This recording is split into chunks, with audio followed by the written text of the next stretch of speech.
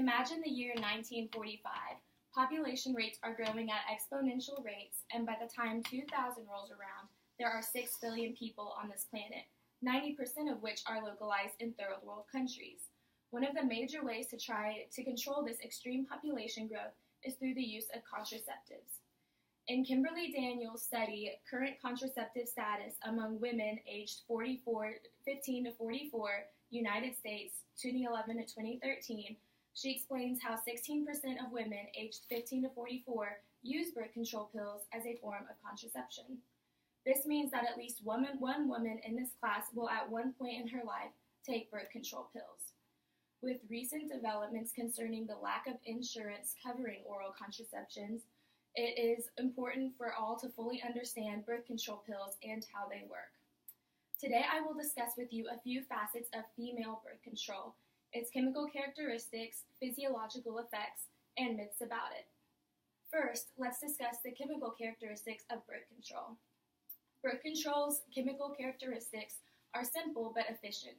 In Diana Petiti's 2003 scientific publication, Combination Estrogen Progestin Oral Contraceptives, in the New England Journal of Medicine, she explains how birth control pills contain female hormones.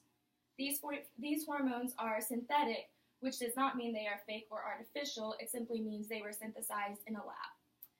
Generally speaking, there are two different types of birth control pills: combination pills and progesterone-specific pills. The American College of Obstetrics and Gynecology explains in their 2014 article, Birth Control Resource Overview, covers the difference between these two types of pills. Combination pills contain both synthetic progesterone and estrogen, while progesterone-specific pills contain only synthetic progesterone. Additionally, Diana Petiti explains how the chemicals in birth control pills work best when administered in a once-a-day dose. However, they are sometimes taken in variation depending on the female's specific hormonal cycle. Basically, there are two birth control pills, combination and progesterone-specific pills, which both contain synthetic female hormones. Now let's discuss the physiological effects concerning birth control. Birth control elicits both chemical and physical reactions in the female body to work efficiently. The American College of Obstetrics and Gynecology also provides a brief explanation of the physiological effects of oral contraceptives. Birth control works by releasing hormones that prevent ovulation. Ovulation is when a female's egg is released to be fertilized.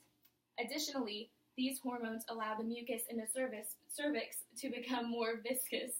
This impedes upon the movement of the sperm strip to the egg. Finally, the uterus lining begins to thin when exposed to these hormones. This thinning makes it more complicated for a fertilized egg to attach.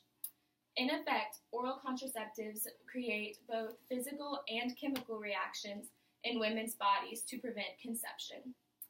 The last aspect we are going to cover is myths associated with birth control pills. There are several myths associated with taking birth control. One is that taking the pill for an extended period of time will decrease the chances of pregnancy later in life.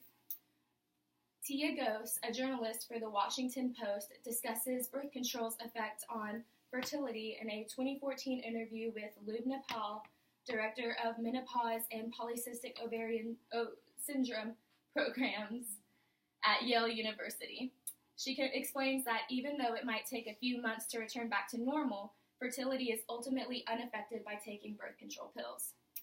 A second myth is that the only reason to take birth control pills is for contraception.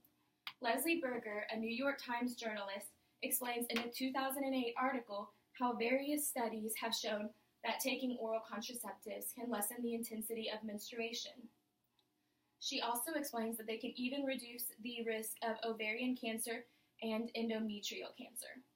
Conclusively, the two aforementioned myths have all been scientifically proven and untrue and inapplicable to arguments about oral contraceptives. Tying together all these aspects about birth control pills, hopefully you all have a little better understanding regarding this form of contraception.